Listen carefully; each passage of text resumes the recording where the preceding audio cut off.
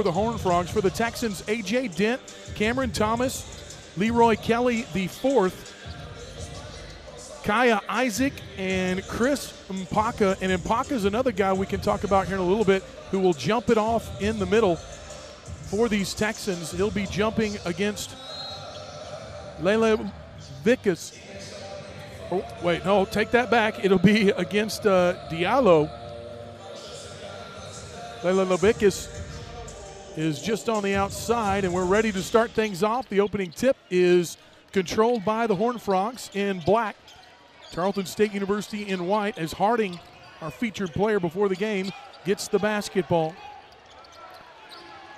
Looking for defense here early. Both these teams struggle at times on offense. Three-pointer for the first points scored in the EECU Center here in Stephenville. No good on the shot by Parikh. TCU wants more offense, but this is a Horned Frog team that they think has bolstered that department. They were the worst shooting team from three in the Big 12 last year. Texans try to get it inside and go to Mpaka. They'll back it out now as 13 on the shot clock. Moving right with the basketball. Isaac, and the Texans get the first bucket in the EECU Center. Boy, Cam Thomas, how about the freshman right there? Just fantastic. Watching him go to work, tremendously athletic and fast. He got about 10 feet away. That's a tough floater, but he knocks it down in the new friendly confines. Certainly does. Texans got in here about a month ago and started practicing, as they just finished it out in September and August. Is getting away and getting the bucket is Harding. That was a nice move and a finger roll to finish. We were just talking about Harding and how he's more of a distributor than scorer, but that time he takes it all the way to the right. Got to keep him out of the lane today. Distributors also got to make decisions. That was a good one there for him, as moving left with the basketball is Kelly for the Texans. Now Mpaka with it up top. He was third in the Western Athletic Conference and led the Texans in blocks with 51 last season. Looking for a screen, now moving around it, pushing the pace is Isaac. He'll step back. His jumper is good. A little left-handed action there. Well, you can count on two hands how many times this Tarleton team was able to knock down a shot like that. That is a tough take for Kaya Isaac, and is able to knock it home. So 4-2 and some good shooting early on. Texans 2 for 2. That's a guy that's a senior from New Zealand. Yeah, nice backdoor pass there. And again, Harding finishes with the floater. 4-4 here early on. So we said watch out for defense, and both teams shooting over 50% to start this thing off. That one gets away from the Texans, out of bounds. They'll keep it on their side. Yeah, and hitting not just easy shots, but the tough shots too. That's what's been so fascinating about the two teams offensively. They've been getting to their spots. Some haven't, but still hitting the shots. It will be Isaac to throw it in underneath his own basket. 23 on the shot clock.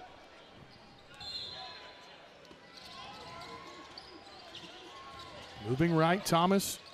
His jumper, that one no good. Texans missed for the first time. And that one will go off, out of bounds, off Tarleton State. And Harding using his chest to keep Thomas from getting in deep. Thomas rose and fired anyway. And that's the thing about Brock Harding. He might be able to hit a shot. And, you know, that's what they're looking for. They're looking for him to play some defense and be competitive. But I think his toughness may be his best attribute, and he shows it here early in the game.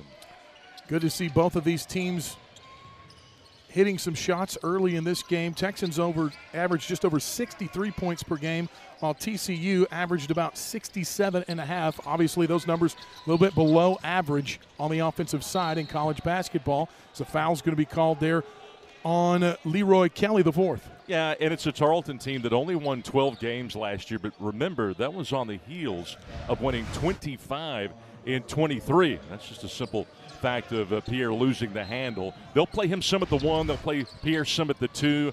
He and Harding will switch those spots some. The left wing, dribble drive inside, kick it out.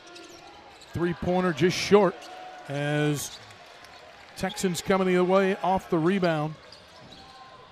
Boy, this TCU team, they like to play in transition. I know Billy Gillespie's made a living doing that in his career, but TCU, the fastest team in the country a couple of years ago at getting up and down and getting shots off. And Coach Dixon likes to play that way. He does, and the problem was they just didn't shoot very well last year. And I was asking him, I said, how much do you guys shoot in practice? And he said, we spend about 40% of our practice time shooting. 3 on the shot clock runner is no good by A.J. Dent Jr., and that'll go out of bounds. And the Texans, as it goes off of Harding and TCU, will get a fresh 20 on the shot clock. And what a job by A.J. Dent, just stayed with it. And that's the kind of activity and high motor that will win you possessions. That's a huge win for the Texans right there. Mpaka with it on the inbounds in the corner. Sets the screen for Kelly. Down low, up and under. Good contest there, as that was David Punch getting a hand up. That's Punch. That's a guy that started 27 games as a freshman last year. He's got a bigger role this year, but he forced the altered shot. Nice pass there by Punch as he feeds it down low to number 24, Xavier Edmonds, off the bench, who finishes at home. This guy, Punch, was so productive last year. Some were surprised by that. Probably a better defender than offensive guy. He's got to refine his offensive skills, though. His perimeter game's got to get better, and he's got to be able to finish around the rim more. TCU, a lot of new players, as Mpaka will take the shot at short. Rebound will go to TCU, and a nice job of getting that ball away by Perry. The other way! Oh, watch out! The first alley-oop, and Punch knocks that one home. Yeah, and you see why he got 27 starts last year, and that's very unusual for a freshman, unless you're a lotto pig. But, man, is he talented. Left side with it for the Texans. Kelly dribbles back, 15 on the shot clock. Pulling it back out. Thomas resetting. Coach Dixon there yelling out the defensive calls for TCU. Three-pointer, back rim no good. Yeah, and it's a good closeout, but it's a shot that's out of rhythm. Punch got a hand up and forced just a little bit of an out-of-rhythm take right there for the Texans. Three-pointer from the left side by Layla Vishkas, and it will be another bucket. Now the biggest lead of the game, 7 points, is on a little run here is TCU. Boy, and Billy Gillespie may be forced into a timeout here. Another finish, a nice one as he extends the right hand out away from the defender, flips it home. Well, you're down by 9. Billy wanted to take a timeout before the previous basket, but he'll have one at the next stoppage. But when will that stoppage come? 11-0 run right now for TCU, as they have stiffened up on defense and started knocking down shots offensively. Right now they're shooting 75% from the floor. TCU forcing that ball screen 5 feet further away from the basket than the Texans wanted. First turnover game comes there, a 13-2 run for TCU, as the Power 5 school flexing their muscles early on in this one. 13-4 the lead. Tarleton State taking the in 2005, and actually the Texans won that last matchup 68-59. That was under former athletic director and head coach Lon Reisman. Some of those really great Division II teams that the Texans had during that time. TCU up here after a 13-2 run to close out that before that last timeout. And Harding, who's got some buckets with the ball up top. Yeah, and Jamie Dixon feels like his team much better this year, particularly from a scoring standpoint. Some have them 11th in the Big 12, others have them 9th, and he thinks they're going to be a little bit better this year. Chăm sóc mỗi ngày cùng lắp Basic Odor Fresh với công thức Lactoba Plus giúp ngăn ngùi đến 24 giờ, mang đến cảm giác thoải mái suốt cả ngày để bạn luôn tự tin trong mọi khoảnh khắc. Lactasit, chúng ta lắng nghe điều làn da muốn nói. Ngỡ rằng võ lâm đã yên bình, những ký ức năm xưa vẫn còn vọng mãi. Mỗi nhân vật, một câu chuyện định mệnh.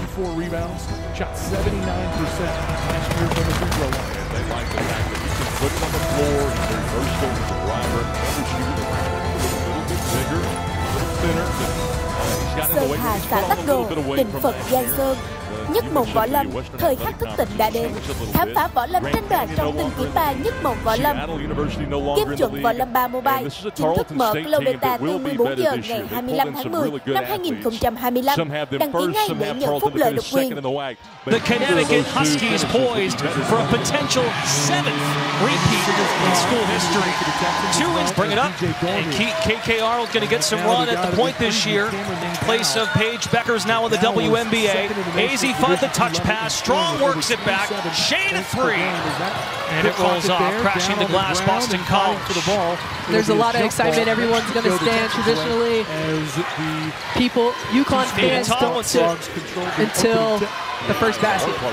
Swing it, and BC is on the board first. Kayla Rolfe, the senior from Great Falls, Virginia, transferred in from William and Mary after 3 years with the Tribe, led them to a CAA tournament title. Fudd off a healthy offseason, poised for a great grad year. Sarah Williams, the Wisconsin transfer, rolls it up and in. That's a good look for Sarah, really trying to establish herself in the post. She should have the advantage as BC is short in the front court. 6'4" big move to Toronto from Brooklyn back in 2018. Arnold to steal, kick it out, Shade. 2 good looks from 3 for Ashlyn Shade, the junior from Noblesville, Indiana. Coming off Big East 6th Woman of the Year honors in the championship run. I went to UConn practice the other day, and this is the one thing that we saw at practice was them trying to play at a different pace, a different higher tempo. Sharp shooting once again by Rolfe, who was 34% last season, hit 53 threes in her 94 career games at William & Mary. Ralph said, I'm not afraid of the big bad wolf. Let's go in here and get a bucket. One of 6 transfers, that was pretty. Along the baseline, Sarah Strong. Wow. She's so good, and if you thought she was good last year, wait till you see her this year. Here's Tomlinson. You talked to Coach Mack before the game, and she said she's got a big heart for a small size at 5'4". Guarded by Shade, lead inside, UConn the double team and a jump ball. The Eagles last year went 16 and 18, just 6 and 12 in the ACC. See Sarah try to get the tap out, but then that leaves wide open for 3. And then Sarah said, whatever you could do, I could do better. With a little fadeaway, one leg up. We saw plenty of that as the National Freshman of the Year. AP second team All-American Sarah Strong, and there's Sarah Williams, the 2 Sarahs. That is going to be twin Sarahs. An Let's go. insane front line. Spelled differently. You can almost differentiate it, Sarah and Sarah. S-E-R-A for Sarah Williams of Johnson, formerly of Wisconsin. And the Huskies worked on their trap defense and swarming the perimeter and shoot around this morning. They come up with the stop. Eagles 2 3-pointers made in the first 2 minutes, lead it by 2 in this exhibition matchup. First meeting between these 2 schools in 20 years. Have to go back to 2005. I think it was on the team. Sarah Strong working on the post. Sarah, you can just see how comfortable she is in the post. Strong coming off a freshman campaign. She scored 657 points. Just the second Husky after Maya Moore to score 600 plus as a rookie. Actually, she modeled her game after. Not a bad person to model your game after. Not at all. Hall of Famer. Maya Moore. Nice lob again. Strong's up to 6.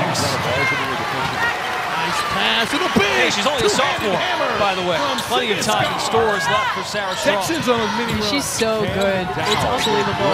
Just the discipline that she has and how she's able to read the floor so well as a sophomore. Rolfe has had the hot hand for BC, all 6 points. 23 in the maroon jersey. High post. Mira Anderson back to Rolfe. Crashing the glass. Sarah Williams put a steal. Athena Tomlinson. Stuck in traffic, nowhere to go. Shade the theft. Blocking foul committed by Boston College. Provides that ball thrown out of bounds. Superb energy here at Mohegan Sun Arena. You know, all year, whether it's been NBA games and college games, they have been really intense and really active. And this has been a great start for an exhibition game. I think it's a really great way for BC to see how they measure up against the national. Last year's run had to deal with some injuries along the way. This is the most healthy she's been since her freshman campaign in stores.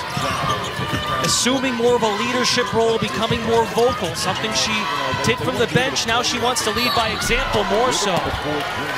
And a foul committed on the three-point shooter in the pocket. Boston College will get free throws. Jocelyn Greer, the freshman from Charlotte, who will go to the line. For bringing out this TCU team. Fouls on Sarah Williams. Obviously, it's a special thing for Tarleton State. Changes for Coach Oriema. Blanca Quinones will check in, the freshman from Ecuador, the first Connecticut player from Ecuador and South America. I'm really interested to see how she's going to play.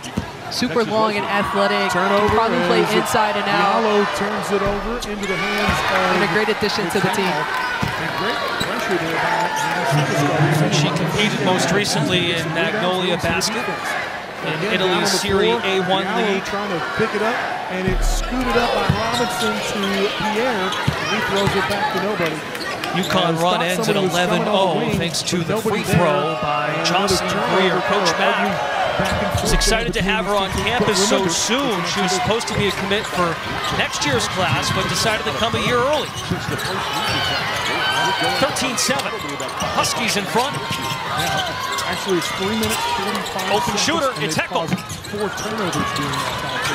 Crashing the glass, Fudd knocked away. Outlet pass, Greer on the run out and runs out of real estate. Screen in the good hands by Harding. DC coming back in the man right now. Was in the zone a little bit in the possession before, but picking up momentum. AZ Fudd has 5 first quarter points. Strong fires. She is human. This is for the first time today. I kind of don't think she is human. Rules have changed, so it almost feels like you are a new player based on how your role changes. Right, and at UConn, it's really like the people who are there, they kind of set the tone, they set the pace, and then they become the leaders of the team. So you're going to look for the AZ Fudds and Sarah Strong, even as a sophomore, becoming a leader of this team, Ashley Shea.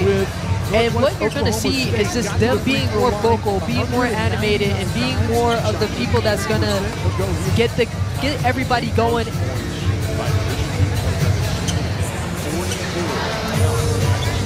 Early story in this game, 6 turnovers committed by Boston College. UConn has made them pay with 9 points off of them.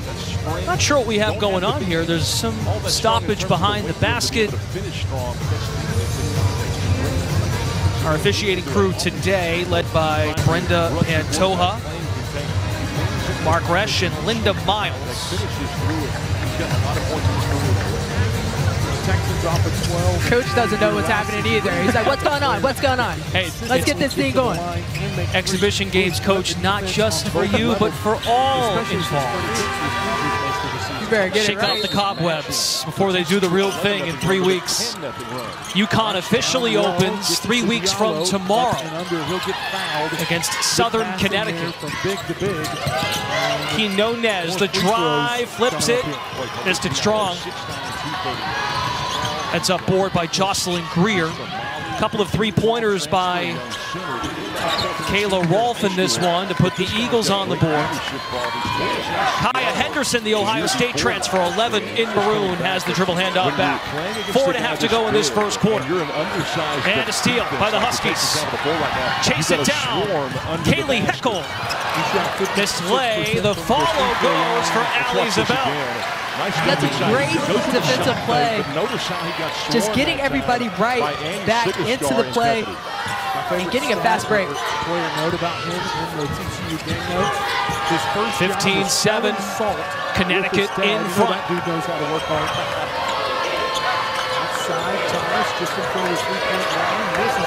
Henderson. Shot clock down to 10. Tiani McDaniel, another transfer for Boston College, plows in there and drew contact. The grad student from Georgetown College in Kentucky. Boston College, her 4th stop going to the line. This is a great take, getting into the paint and creating contact. Set his feet and get to the line. Texans within 1 here. So more free throws for the Eagles. Ice Brady committed the foul on the UConn side.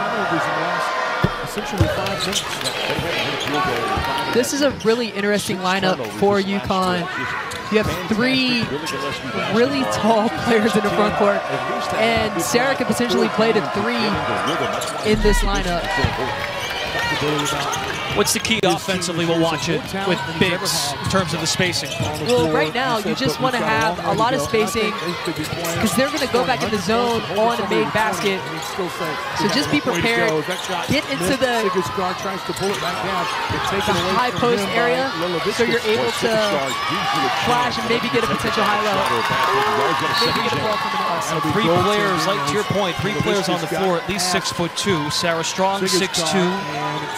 Ice Brady, 6'3", and Blanca Quinones at 6'2". This is probably one of the biggest lineups I've seen UConn have in a long time since Stewie, Samuelson, and Collier was in the lineup. Wow. They were tall, and these ladies are pretty tall. You didn't see Vincent Bridgewater, some of the other older guys like that. They would have to be really good. Basketball Hall of Fame exhibition event. Doubleheader here on NBC Sports Boston at 7 p.m. Eastern tonight. The men's teams will duel UConn and Boston College. Open triple the third for BC. Jocelyn Greer rips the courts. This BC team, if this is how they're going to play throughout the regular season, they have a lot to work with because they're feisty, competitive, and just getting after it. And Sarah Strong with the answer. She's so calm and so patient. Just no one ever seems to really get in her space to bother her. Strong last year led the Huskies in field goal percentage, 59%, shot 39% from downtown. She is 4 of 5 in this first quarter, 9 points. The sophomore excelling in year 2. Greer, step through and a foul. Ali Zabel to the bucket. Just BC, just being aggressive, taking the shots when you have them. Jocelyn Greer just nailing it, and Sarah coming right back at him and nailing a 3 from the corner. Not too shabby, Sarah Strong. Looks to be in mid-season form. I don't ever think she gets out of form.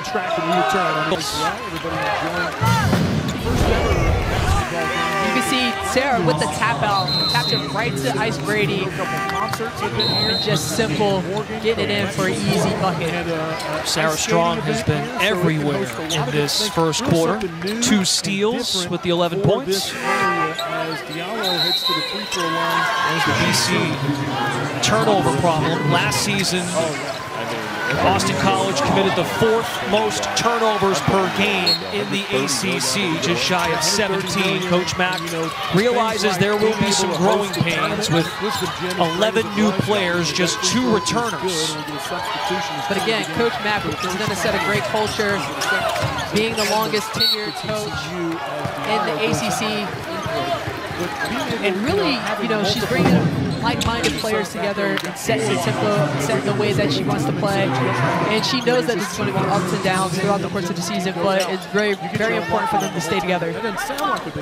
She acknowledged we are undersized in the front court, but have exciting young pieces in the backcourt. And we've already seen that with Tomlinson and her speed, Greer as a shot maker. And Anderson hasn't even gotten into the play yet. Did Anderson get tickets to the game? I mean, she's coming though. That's funny. You got that right? I did. Okay. I mean, there's not very many jokes that you can pull that I'm not going to go. There's the coaching record for Coach Mack. 14 years overall as a head coach. Just the 3rd Boston College head coach to reach 100-plus wins, which adds perspective that it's difficult to get the job done in a very crowded ACC, 18 schools. Boston College made that transition 2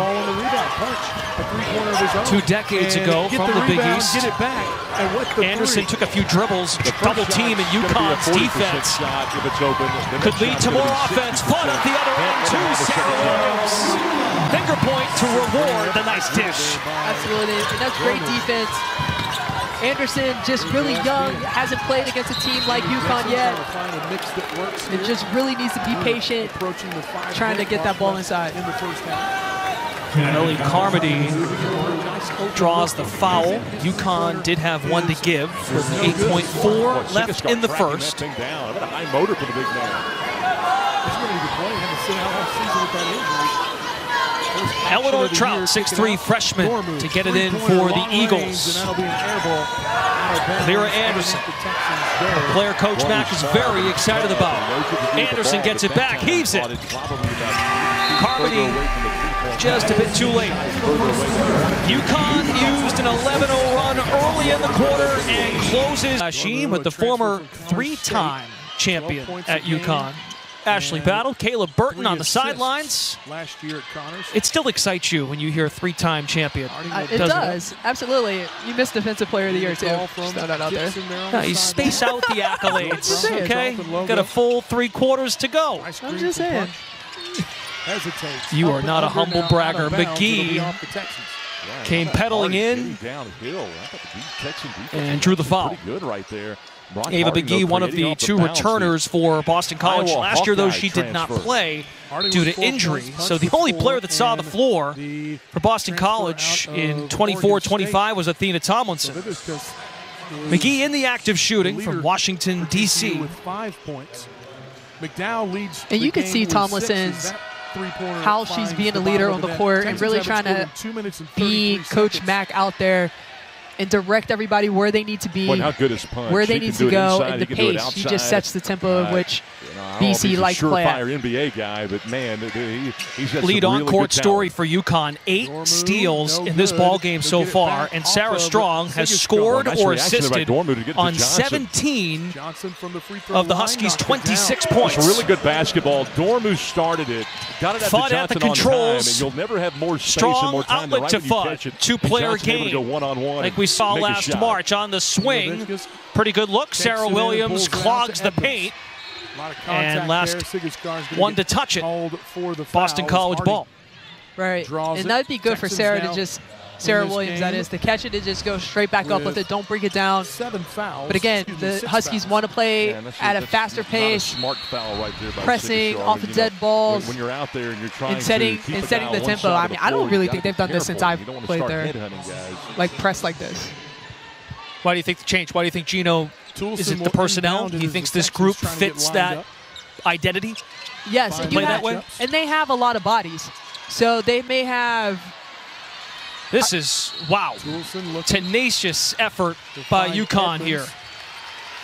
They may have up to 10 players that they can play on any given night. So that's going to be, you're going to be able to rotate players in and out quickly from Harding and to keep people fresh. TCU started to stretch the lead out when they got it. There are the 25-26 Huskies. The shots were falling a little faster. They weren't shooting quite as tight. That's what happened psychologically. The Texans, Arnold, Strong, Fudd out there. Williams as well. Fudd in and out. Williams climbs the ladder. And a late whistle. So Sarah Williams, the Wisconsin transfer, not a big guy like you said, former Big Ten Defensive Player of the Year, is going to head to the free throw line. I think what's interesting, Williams put up great numbers at Wisconsin in her 3-year career, 16 points a game, 9 rebounds. How does she learn now, though? She's not going to get as many touches playing with other great players at UConn. Right, absolutely. And it's going to be an adjustment period for her, a slight learning curve. But she can impact in so many different ways. You know, you said that she was the Defensive Player of the Year.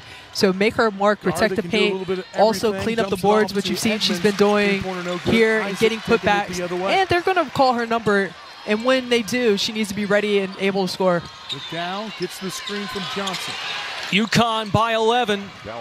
Ludicrous speed by Tomlinson to start the break, and Greer puts it home. Rather, pardon me, that's McGee who puts it in. Just really good basketball. Same pink sneakers for both of them. When to pass. He could Fudd on the skip. Got one dribble, knew the double was coming. Paint touch, Sarah Williams on cue. Again, like Sarah has the height advantage inside, so whenever she gets the ball, it's a way for her to really be dominant down there. McGee motors, but plucked it so pure by Sarah Strong. That jump shot, very smooth. You know where she got that from? You or her mom? Her mom, oh, for sure. Definitely not me. Shades of Tina Charles. KK Arnold They only had 12 last year, but they had so many and injuries. the foul. I'm surprised they won 12, but he likes the group he's got Timeout, this year. Boston College. A.J. Dent back into the game. He'll get the rebound off the miss by the Horned Frogs. And a 12-point lead for the reigning champions. Texans, everybody getting a piece of the pie thanks to the defensive effort. We'll be right back to Mohegan Sun. One run of 10 points. This is season, not only her winning freshman of the year, but moving into this season. What does it look like for her?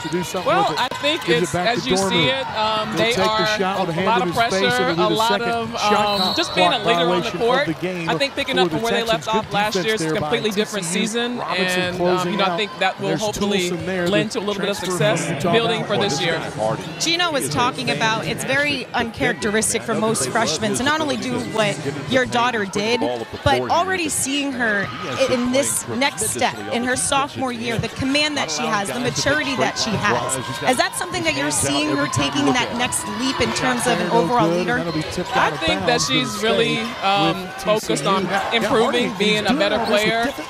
She has great supporting cast around her, with her to be on this journey. I think that's why you come to UConn, so that you can be one amongst the many wonderful players, and and AZ and KK and all of them really, and especially the transfers, they have a great group of women who hopefully will compete for another title. Gets it off the I know you were traveling with her in this offseason. What was that like for you? It was great chance to get some downtime for her. We were able to get back to Spain, where she was born, and then take a quick trip to the Virgin Islands, and she did a national team stint, which was great. So it was a good summer overall.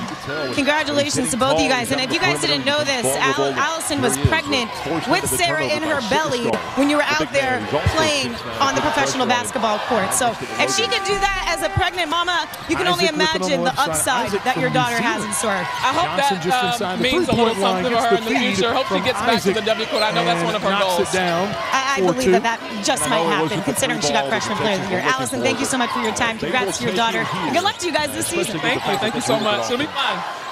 Guys, back to you. Kayla, great stuff. Allison Feaster played in the WNBA from 1998 to 2008. Harvard standout. And she had Sarah, as Kayla had brought up, in Spain. And then years later, Allison Feaster got desperate and called Ashley Battle to come babysit Sarah. Yes, because that's exactly what happened. I used to babysit Sarah Strong in Spain. Allison and I played together in Leon, and we had a great time. And whenever she and her husband at the time, Danny, wanted to have a date night, and yours truly was called babysitter extraordinaire Ashley Battle. You're a great friend, and I mean that. Look at you. Congratulations to Sarah Strong and her family off a great campaign, but she wants greatness. Tiani McDaniel for two and the foul. Boston College is hanging around in this first half, midway point. For TCU. Playing fast, they're 0 for their last 4. up and down style, despite being undersized in this one. Again, first things first, you got to stop the ball. And she just goes in. Tiani goes in and takes it. Gets the and one. Diallo made both of them. My apologies. They didn't change the deal. I was wondering if my eyes deceived me. Saw it go through, but they didn't put it on the board. McDaniel from Las Vegas. Johnson. Three-pointer with a hand in his face. There was free throw line there. Boy, he got hit. I can't believe they didn't blow the whistle on that. 39-27. UConn defensively with 10 steals in this first half. Talk about efficiency, 52% shooting. They led the nation last year in field goal percentage. 16 buckets, 14 assists, high percentage looks. Did you see Punch use the left hand there? He Nunez with the kick and intercepted. McDaniel on the break. 14 seconds left on the shot. And that's just being young from Quinones and just not knowing where to be at yet and how to get the passes there. The pace is probably a little bit different, a little bit faster. Echo is trapped. If you can somehow heckling by Boston College. It's a jump ball. I see what you did there. Take a look ahead. As you see Tarleton State there, they'll play 4 regular season Power 4 games against SMU, and after the tie-up, Baylor, we need the floor to be wiped. And Billy Gillespie, over the years, believes, great effort, at least here at Tarleton State, in taking on the best that he can Everyone being put to work today. What was that Here at Mohegan Sun for this Basketball Hall of Fame exhibition. Great to have you with us here on NBC Sports Boston. Coverage tonight. Men's programs go to battle. UConn and Boston College at 7 Eastern. Tomlinson, the shiftiness on display. Kick it out. McDaniel knocks down a three. McDaniel's filling it. Getting to the line, getting in ones, hitting threes. And Tomlinson just doing a really great job of getting 2 feet in the paint. Boston College has made 5 threes. They averaged 6.5 last year. Easy 2 on the other end for Heckle. You'll lose your losers, but you'll keep your winners. USC transfer went to Southern California as a top 15 player in the nation. Her favorite player growing up, Sue Bird. She grew up in Greenwich, Connecticut. She made her way from the West Coast to the East Coast. No good, and Texans can't get another rebound. Fisher, the outlet, easy bucket. Swing it. And that right there is, that was got the defense in the air. They couldn't get the rebound. Yeah, and it was an offensive foul after the pass. Oh, it's a 3-second call. Called at 5'9", but you got to be scrappy and not be afraid to get your hands in there and start being Tomlinson just doing a really great job getting into the paint, and that just leaves a wide open shot for McDaniel. 6 points on tonight. And then the pass, the vision from the freshman. Nice, easy reverse layup. 5.3 left on the for Heckle. Timeout by the Texans. That's a pretty cool last name. Heckle? Shot yeah, like you could play with that as a fan. First half. A lot to work with. What have you thought of TCU to this point? Obviously, they have a 4-time New York State well, but All-State selection. Heckle expectations. You want to win. Played her high school ball at Long Island Lutheran. As you go forward, because nicknamed K9. They're not going to go on your win. Hence the jersey number 9. But the box out. I see it. Here she is with the rock. Extra. You can't underestimate a game like this. UConn shooting north of 50%, but just 2 of 12 from 3. For what? For this first half. Huskies last year made 8.5 threes a game. And they're getting the looks that they want to get from 3. Mainly uncontested shots. They just have to knock them down.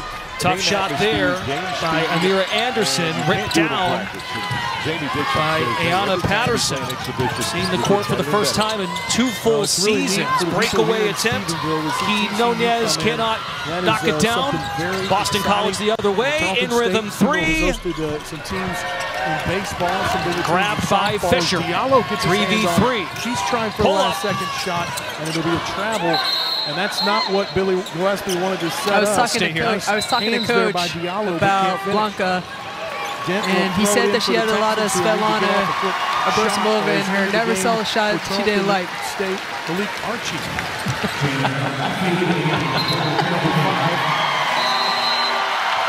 Chicago was the long 3-pointer off the back. Here comes Caroline Ducharme. Redshirt senior gets a nice ovation in for AZ Fudd. A lead for those Home Frogs, including Ducharme, 5th leading year with Morgan tells no lies. That beat the Mavericks. And she's up to 12 of the team's 15 points in this third quarter. Again, they ran an elevator play. She missed that same shot earlier in the game, but was able to connect as she gets a steal right now. Someone else wants a turn. Shade, give it up.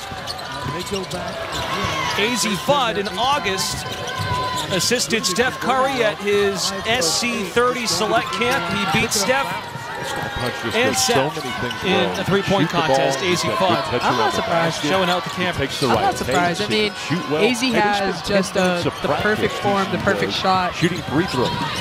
And I guarantee you, if Steph said, if you want to learn how to shoot a shot, like you'd probably want to model her shot versus trying to model her shot. Form is beautiful. Southland State, not only can he score, Arnold, he's a 6-4 guy, AZ again. But he had 5 blocks in one game. 5 3-pointers for AZ Fudd in this quarter. She woke up after the half, that's for sure. Welcome back, AZ Fudd. 20-piece for Fudd. Picking up where she left off as Final Four most outstanding player. Helps Arnold on the double team. Under 3 to go in this quarter. Greer, mid-range jumper.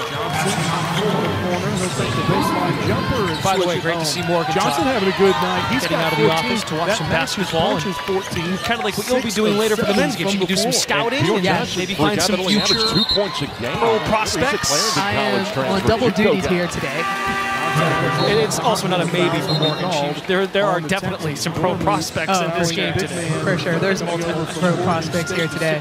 And some that's probably on the bench as well that's not even playing that much. Gino had 3 players from last year's team head to the WNBA draft, including #1 overall pick, Rookie of the Year, Paige Beckers. There's a Paige jersey. UConn leads it 61-40. First time at the free throw line. And a steal. Blanca Quinones, the freshman. Great job of Blanca just getting into the passing lanes. She's long and athletic, can handle the rock. You're going to see a lot of her this year. 4 points for Blanca.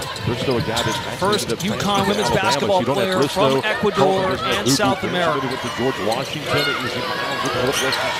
McKee with the response. You've got McDowell, some newcomers that are really helping this That's keeping them in the game. It's a 3-point shot.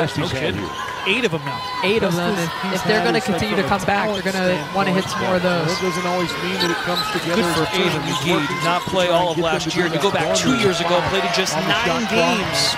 Health has not been on her side. Loose balls, they're diving for him. Sigarstar checks back in. Oh no, and an injury to... we featured Tanner Juleson. KK Arnold is down on the deck. Out of Utah Valley, averaged 13-4. It was a bit of an awkward pause there for UConn in that sequence, and KK is back to her feet. I think he thought the shot clock was running down. Didn't realize she takes on a big role this year as a ball handler and returns to Coach Oriema's program as one of their best defenders. They will need her to make another run. Picks it up and he'll go coast to coast. Right, and the next step for KK is just being consistent on the offensive end. That's making the right reads, hitting open shots, and just really playing with pace, but knowing when to slow down and knowing when to go the stop-and-go action. And that, I think that will really make the difference in her game. Allie Zabel, the sophomore from Wisconsin, checks in. 2-time Wisconsin Gatorade Player of the Year. Arnold to the punt. Kelly again with it up top. Bud handles the rock. Pass was deflected. Quinones tried to stick with it, but a theft by Greer. BC breaks the timeline. Anderson lets it fly. Fouled, shooting the 3. Dormu, who did not start this game, but pretty much been in the rest of the way since he came in about 5 minutes. Let's see who they punish on the UConn end. Sarah Strong. Connors State. There's some guilt in her body language. Yeah, she knew she got her. I know Gino's high on body language. Anderson does a really great job getting to her spot, and Sarah tries not to hit her, but 11th turnover of the game. Tarleton still at 38%. Got her anyways. TCU at 50%. I know Jamie Dixon's got to be a little bit concerned that they're only 3 of 13. Strong and Quinones out. Harding gets his screen from Sarah Williams, Ice Brady. Get the switch. Now form the front court duo for UConn. Just to be able to get Anderson at the free throw line, freshman from Stafford, Virginia. We talked to Coach Mack on the phone ahead of this game, and my goodness, her smile was beaming through the Zoom camera about how excited she is about Amira Anderson and what she can do to impact her program. Right, she just talked about how much energy she brings and how much she's just going to influence this team just with her way and just how she is on the court and how much joy she brings to the game. She balances the confidence and the cockiness perfectly. Walks that fine line. Walks the fine line. 28. I know a few people that does that. That's you, for sure. I knew you were going with that one. And that 1-10-0 run, but Bud has drilled 5 threes in the quarter. Extra pass. Someone else gets a turn now. It's Ashlyn Shade. less help with the team shooting. And actually, she struggled a little bit earlier in this game, so it's good to see her knock one in. Get away from playing strong. Shade has 2 3-pointers, and didn't we say, or didn't we hypothesize that UConn liked its looks in the first half? You think some are bound to go down in the second half. They've hit 6 threes in half number 2, 5 of them by Fudd. Quick response by the Eagles. While the ball is in the air. Little high-low. Williams gets the final touch. Williams did a great job that entire possession, posting up, pushing up the lane, and finally getting on a high-low. You're trying to build programs. Now, as Reese Davis said recently on a podcast, really Daniel at the point. Shot clock is off for Boston College. Anderson looks to squeeze by and a reach in by Zabel. Coming the other way as there was a shot clock violation. That puts up and under. That's the third UConn over the limit. So Zabel heads to the line. And they're going to have games where it's like that because they're just being uber aggressive in the traps and trying to get in the passing lane, trying to get tips. And sometimes you're just not going to get them. And there's going to be actions where you foul. Pardon me, Zabel committed a foul. So the adjustment at halftime about defending without fouling. That's a foul in the first half because he didn't Boston College's team 10 of 14 at the line. Didn't need to. Just put his hands up in the cylinder and makes the play. McDaniel, one of 11 newcomers, one of 6 transfers to join the Boston College program. Despite a lopsided score, they trailed by just 13 at halftime. They have battled in this game. Their guard play has been exceptional, playing a fast brand of basketball. Can UConn respond? Williams, the up fake, drives to the basket for two. As the buzzer sounds, Sarah Williams, welcome to Connecticut. Knocks it down and has the vicious shot from the corner. They call him LT. He can put it on the floor. He can shoot it. When he gets to his spot, he's deadly. He had 20 points in the ball game against UCF last year on 9 of 12 shooting. He can get hot. We can call him LT? You can call him LT, but don't get it confused. Dormu with the basketball, 10 on the shot clock. Texans almost lost it out of bounds. They like LTs. LTs. Off, they like LTs. Kick. They like LTs what? In Fort Worth, they like LTs. Yeah, they do. Talking about LaDainian Tomlinson there. Football reference. It is mid-October, but we're enjoying some of his numbers from last year. Mentioned third in the Western Athletic Conference when it came to blocks, had 10 of them, and then shot 58% against Power 4 schools. He's a guy in his second year at Tarleton State looking to make a real difference. Yeah, best Tarleton rebounder. He's a block machine, 59 career blocks coming in. And he had a shot earlier that only very good guards with great touch can make on the baseline runner. Dormu misses that one on the step back. Got a good look. Down low, getting away, and missing the jam is Edwards. Edmonds had an easy look there and couldn't throw it down. And we will have a foul on the other end off the missed shot by the Texans as Sigaskar set to check back in. Yeah, and disappointing for McDowell not to knock that down. The lefty had a wide open three after TCU missed the dunk. That could have been a 5-point swing for the Texans. Edmonds shoving underneath Mpaka.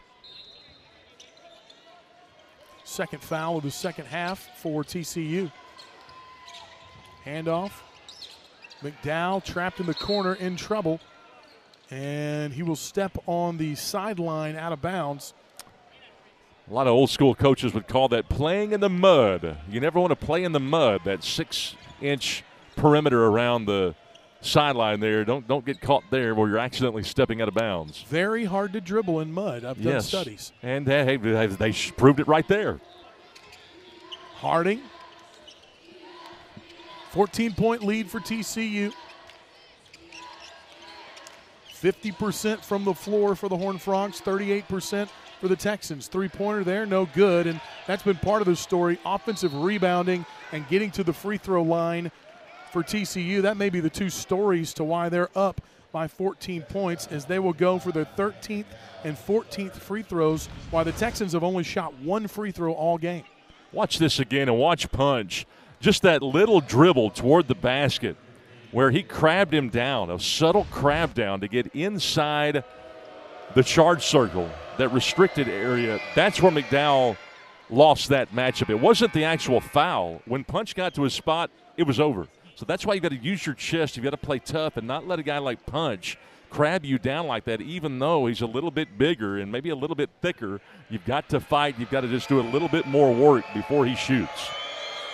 Punch now with 16, make it 15 points off the miss. Dormu slices in there to get the rebound, pushing the other way for the Texans. Douglas with it up top. Cade Douglas, transfer from UTA in conference as Johnson steps back. He's got 14 points but can't make it there. Yeah, and that's a great move, and he rose and fired, and he was wide open. Got to knock that down. Up, under. Layla Vitkus back to the free throw line. How tough to defend is this guy in transition? 6'7". He's out of Lithuania, the Oregon State transfer. Man, you get in front of him, you're a man. 6'7". Hey, all my kids at school are doing that. What is that from? It is from some rap song, and it's talking about a 6'7" basketball player. Not from sure Lithuania? No. Oh. But we're talking about one, so it made sense. First free throw is up and good. Now, 10 free throws made by TCU, just one for the Texans on their one attempt. Now, this guy right here made multiple threes 11 times in a game. He's got 6'7" and can shoot. And he can control the ball as well. Yeah. Really good handle there to get to the basket as he knocks down both free throws. An 85% free throw shooter last season. He's perfect for Jamie Dixon's offense. They want to get up and down the floor, and if you're 6'7", a lot of guys can't do it. He can and can get to the rim. Forces the foul a moment ago. Dribble drive inside. Douglas kicks it out. Now around. Three-pointer. Back rim, no good. Harding pulls down the rebound, but good ball movement there by the Texans as TCU coming the other way. Was great ball movement, but better defense by TCU, forcing Kelly to shoot out of rhythm. Sped him up just enough. Toulson misses the three, and that's a tough break as getting the rebound, Micah Robinson. It looked like Robinson pushed in the back to get that rebound. Can't tell from that angle. Kelly had position, but Robinson went over him to pull it down. Robinson 6'6", Kelly just 6'2". Yeah, and TCU +3 in the offensive rebounding column today. The Texans only have 7. That's still a decent number, but the Horned Frogs with 10. And they're out second chance points. They're doing a better job in that column than the Texans at 10-4. And I'd like to see those numbers when they go back and review the tape, because I think TCU has gotten more offensive rebounds with that. They had one possession in the first half where they got 4 offensive rebounds. Yeah, it sure seems like that, doesn't it? Sure does. 48-30, Tarleton State witnessing another run, 6-0, and missed the free throw. Pulling it back down is Edmonds. He'll go up. And another foul as the Tarleton fans getting a little bit upset here. Hey. TCU, though, I mean, you can just see it in the frames, how tall they are, and obviously it's a Power 4 team compared to a Tarleton kind of a mid-major team, just how much bigger the guys are physically. You watch this. He's going to lean in, spins and leans in. No doubt a foul. I mean, every one of these fouls they're calling are fouls. Yeah, I agree. But Xavier Edmonds and Diallo, all of the big men for this TCU team, they know, Punch included, they know how to pivot. They know how to crab down guys and to force you to play defense and draw fouls. That's why they're so valuable. Why I think they're going to be much improved this year in the Big 12. They've got them projected to finish 11th, most major publications. Maybe 9th, though. One has them 9th. They might surprise some people this year. Xavier Edmonds with the free throws out of Long Beach, California, the youngest of 9 siblings. So down around that post area is probably not the only time he was fighting for space as a child. You have to learn how to win those battles, and it starts at a very young age. 9 siblings? I only had 1. We fought all the time. Those poor parents. For us or them? Can you imagine having to raise 9 kids? No.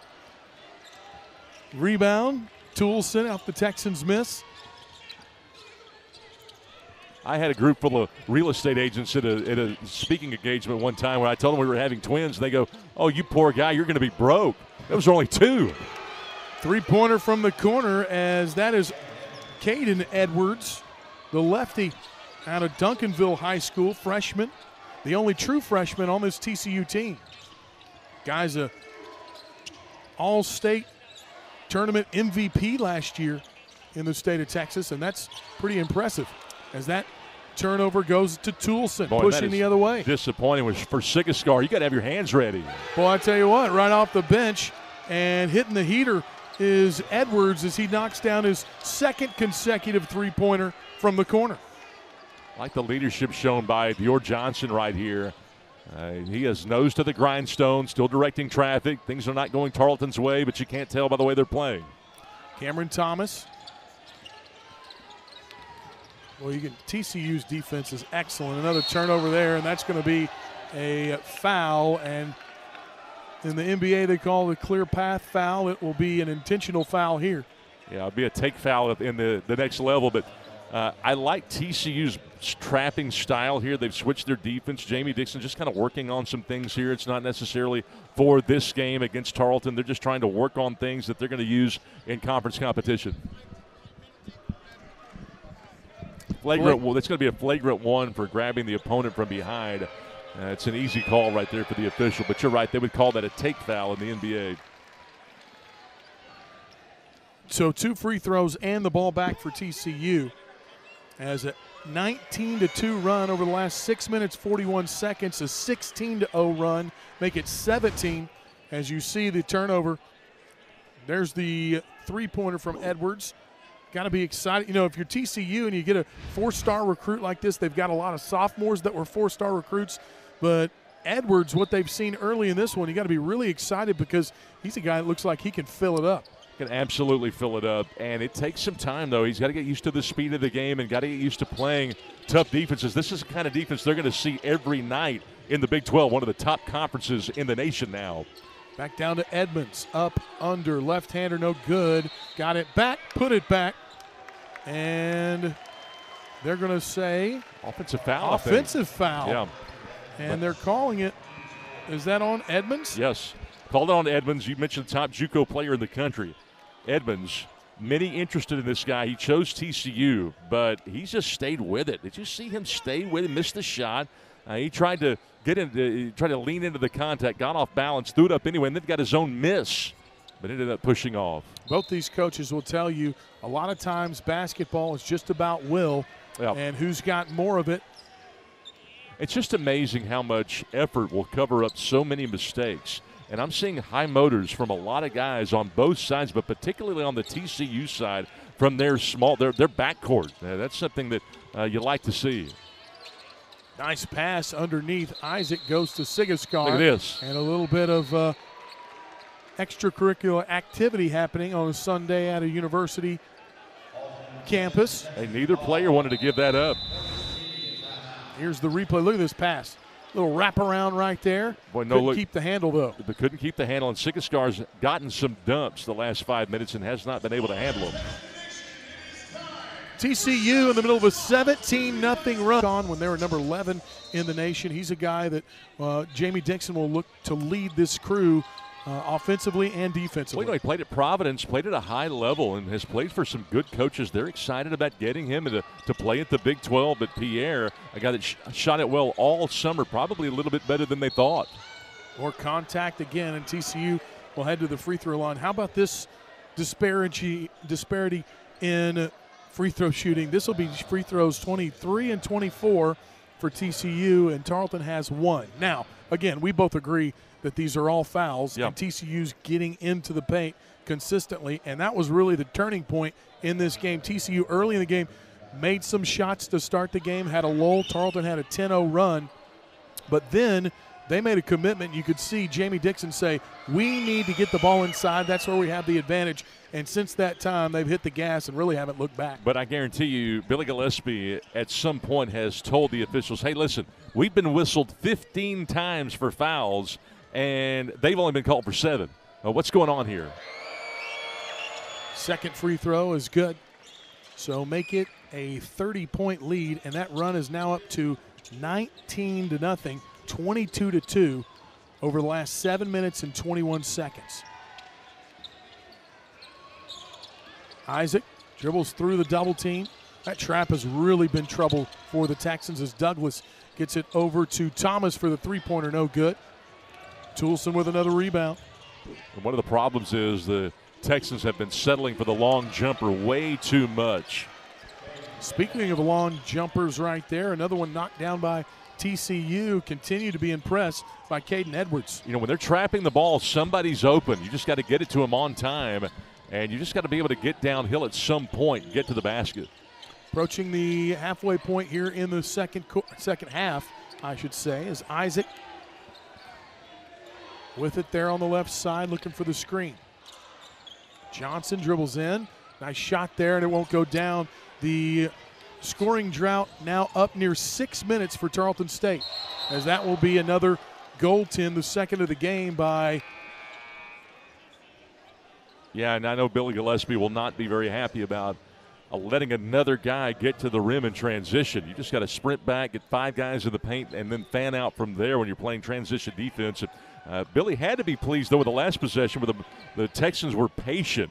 They ran the side pick and roll late in the shot clock and indeed got downhill and got a shot in close.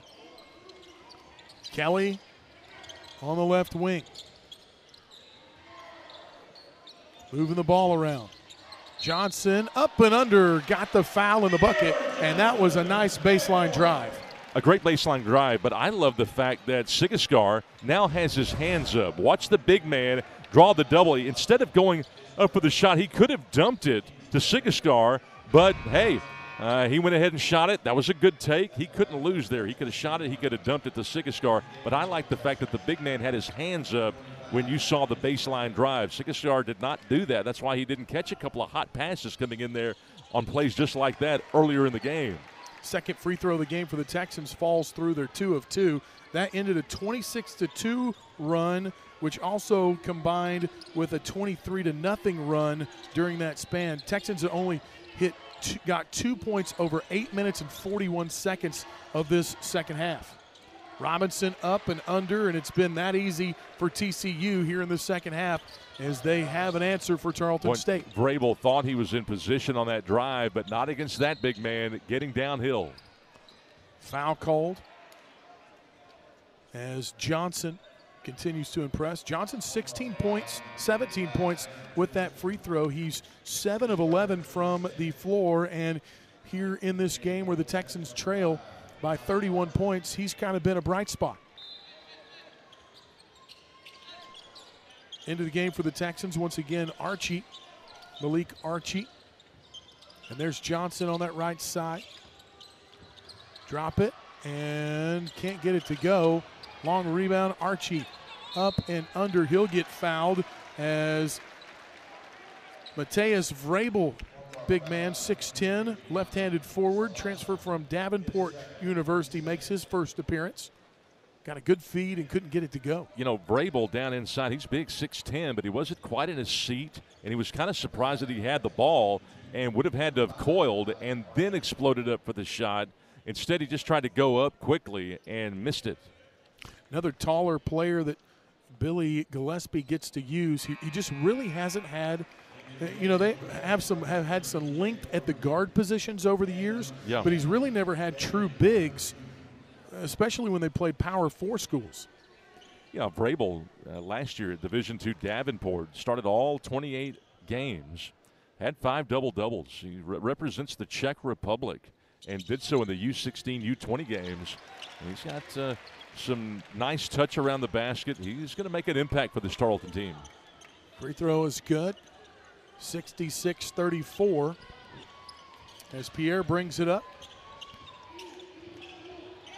Pierre to the basket, throws it down. That was too easy.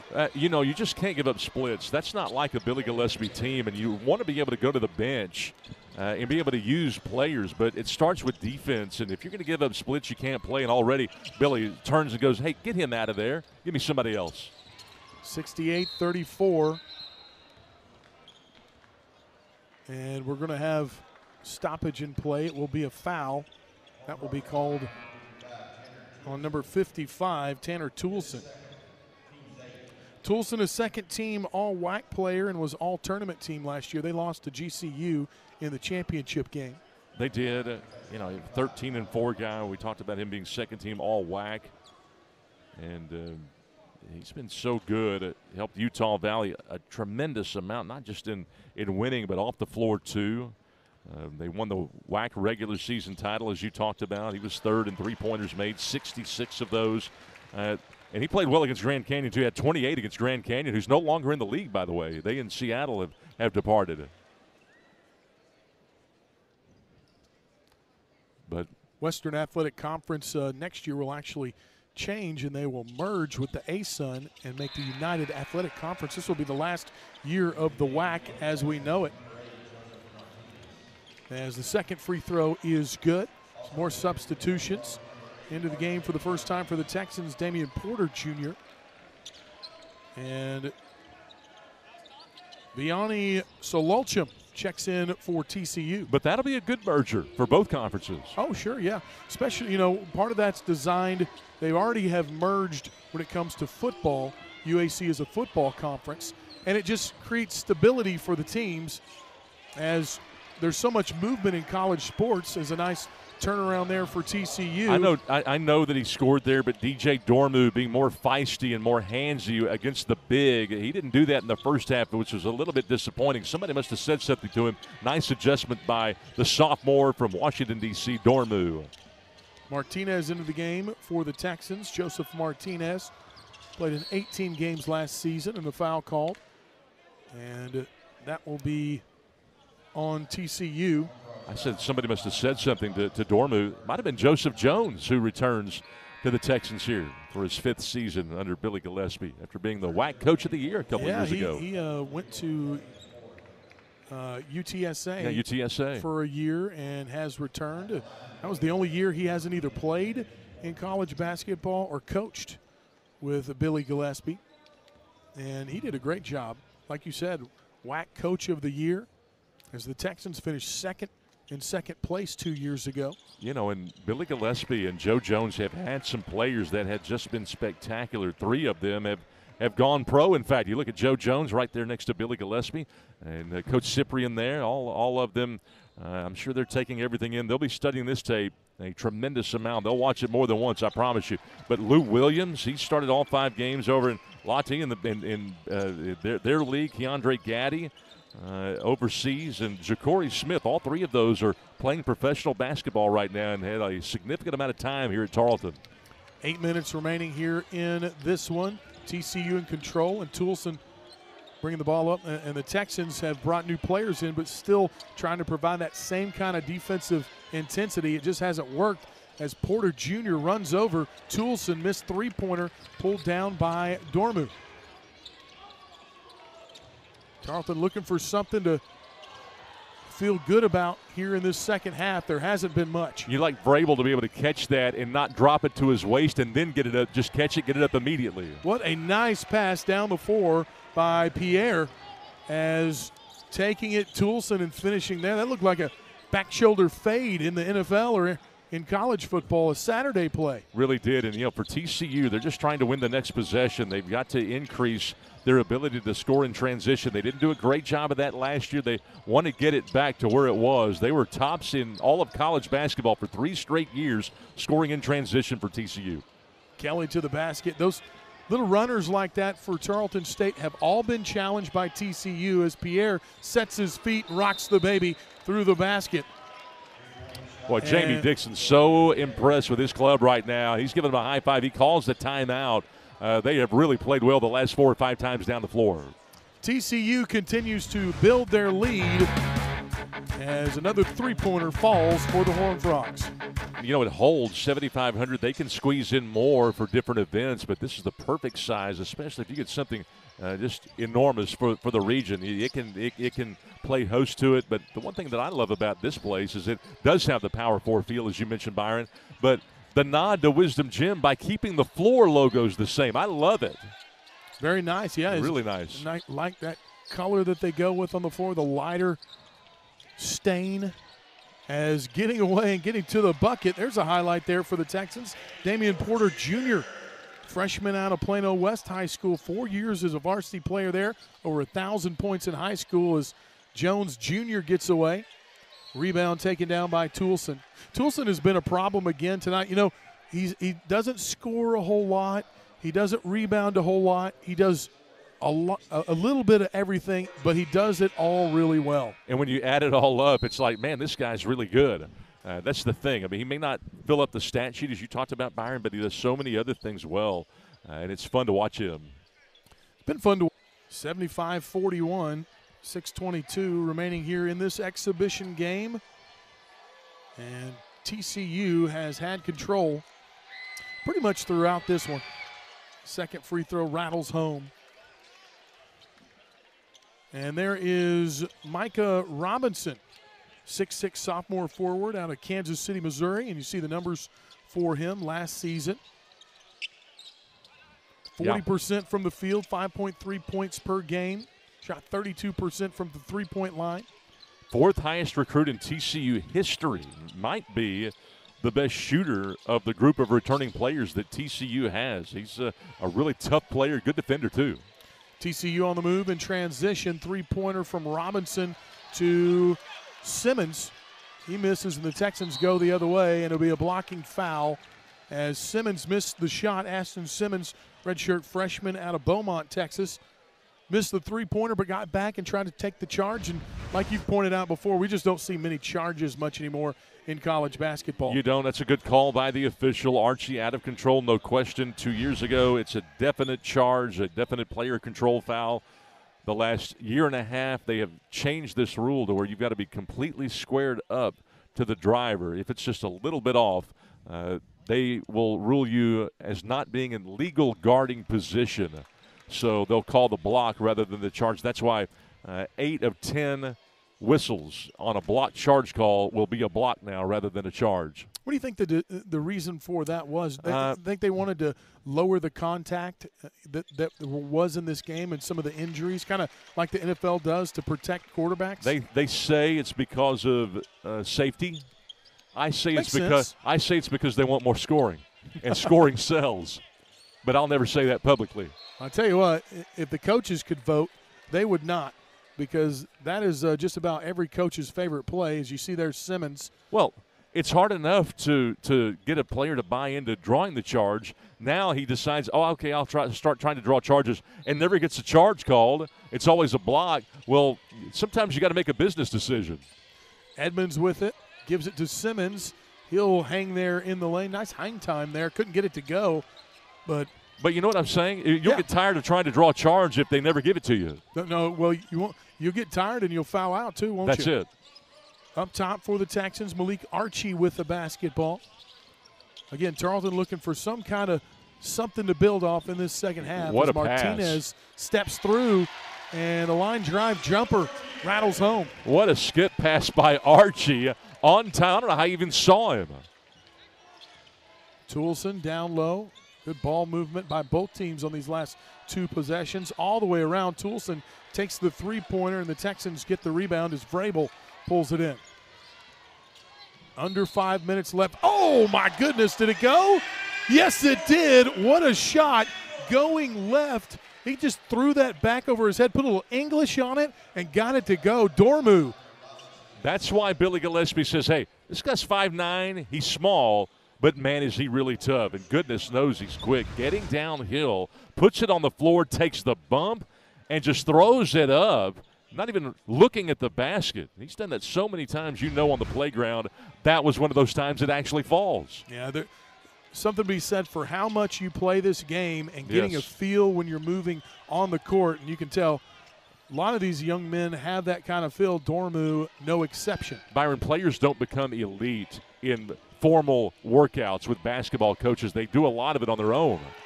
Three-pointer straight away. Micah Robinson wets it.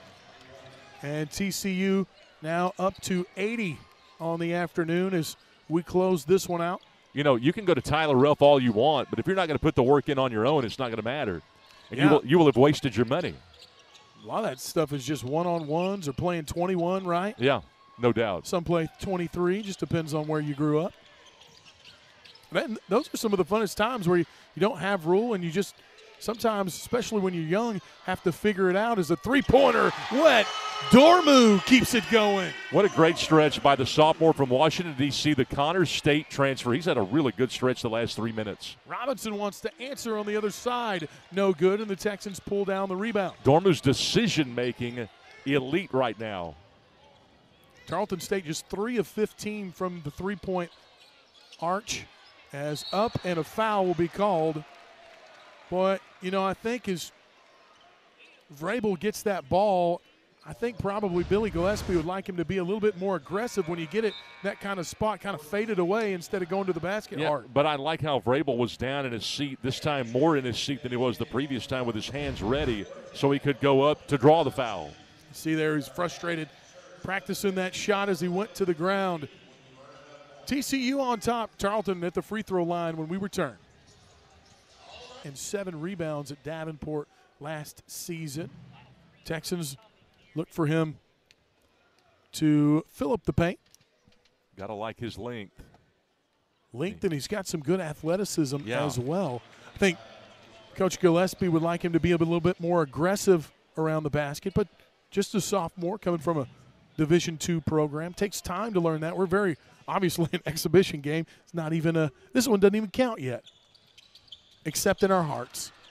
That second free throw, no good. As Robinson the other way, nice little dish underneath, and a big slam as Vianney Solochum puts it down with 2 hands. Boy. Put an exclamation point on what is going to turn out to be a win for TCU. As substitution here, back into the game for the Texans comes Leroy Kelly, the 4th.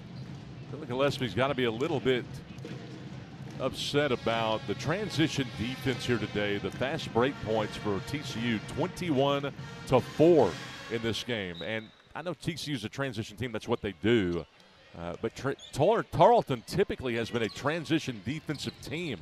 Although, hey, it's hard when it's mid-October, like you talked about, to get these guys to perform at mid-season level. This is something that they'll build on. Archie with the basketball, caught, steps through. 5 on the shot clock. Martinez moving the ball around, looking for a shot. Step back, falling away, front rim no good. And Kelly did a good job to just get that one off with a hand in his face. TCU, great defense again as they chase the Texans. And hit on the other side, Simmons, Ashton Simmons knocks it down. Good passing, and that wasn't transition, but they found it fast and knocked it down. Another timeout for Billy Gillespie. He'll take it for the substitution as Kelly will come out of the game, and Cameron Thomas will check back in. The way that TCU's playing today, obviously they haven't met the resistance that they'll face in the Big 12 from Houston and Baylor and teams like that, but they've played a lot better here in the second half than the first half.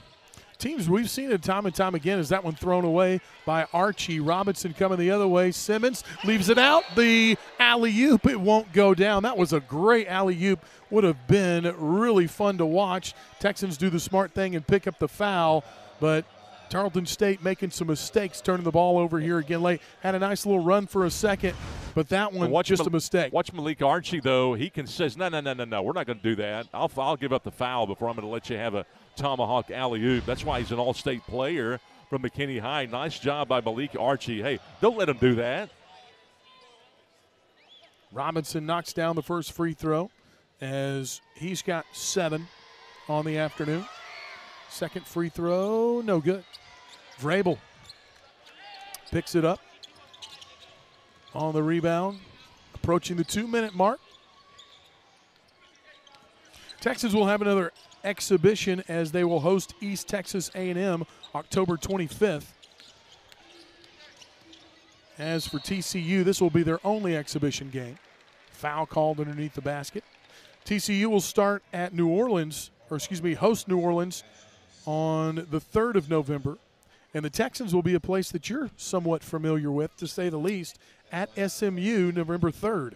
And I'll be on the telecast on that broadcast, on that call at SMU. and then at LSU. How about back-to-back Power 4 schools? And Andy Enfield's team going to be better than they were last year, too. They've got some nice additions there, but those two back-to-back. Talk about getting seasoning. This game right here will help them go into the season taking on those two. And then, hey, 3 games after that, you go to Baylor, the Texans will. And you mentioned the game at Cincinnati on December the 1st. So 4 really hard Power 4 games there for Gillespie this season.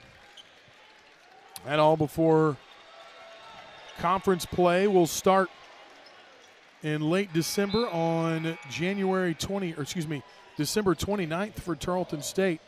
For TCU, their conference season will start Saturday, January 3rd, and they will host Baylor.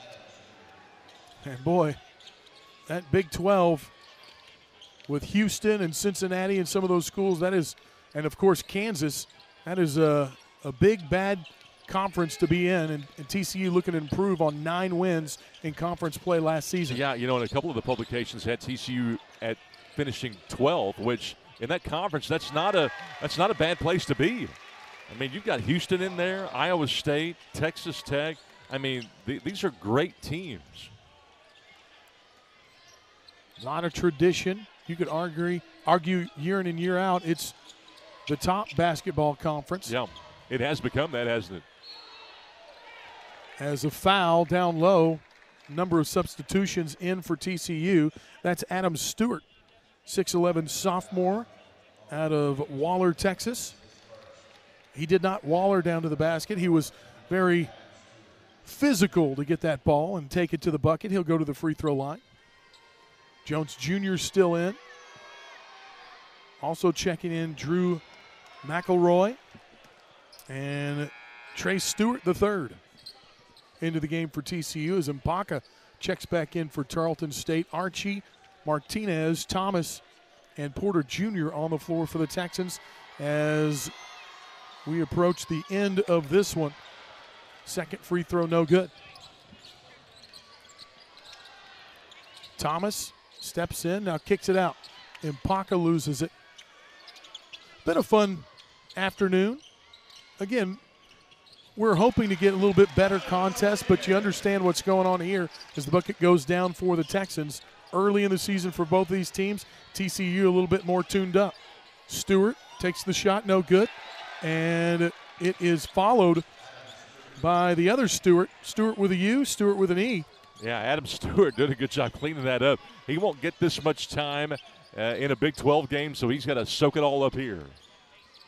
Got a big round of applause for the Horned Frogs fans that had come out here when some of those guys came in off the bench. Step back, fade away, and a nice bucket there for Archie, who's looked good, a redshirt freshman from Chicago. Redshirted last season, averaged 21 points in high school, and that was a nice move there. Yeah, a couple of really good possessions here to end the game for Tarleton. Nice pass there. That'll go off of Mpaka. Good look from Simmons to a cutting Trey Stewart, but he couldn't keep the handle, and it goes off Mpaka and out of bounds. 9 seconds left here. Yeah, Punch had 15 in this game. Lilavicius had 11. Edwards had 10 for TCU. And how about Johnson, though, for Tarleton with 17? All right, that'll do it. TCU will get the win, 88-54. Byron Anderson, Scott Garner. Garner, get your final thoughts on this one before we wrap it up. Well, both of these two teams will take this game. They'll build on it. Obviously, TCU got to be pleased with what they saw. Although, you know, they'd like to shoot from the three-point line a little bit better. They finished with 33%, but it took some doing there toward the end. They want to be more consistent. Tarleton State, they're just getting some guys into this lineup, and they're learning how to play Billy Gillespie's style of ball. They'll get better. So for everyone here, I'm Byron Anderson saying so long from Stephenville, Texas, as we open up the EEC Unit Center with an 88-54 win for TCU over Tarleton State. All games airing on ESPN networks are streamed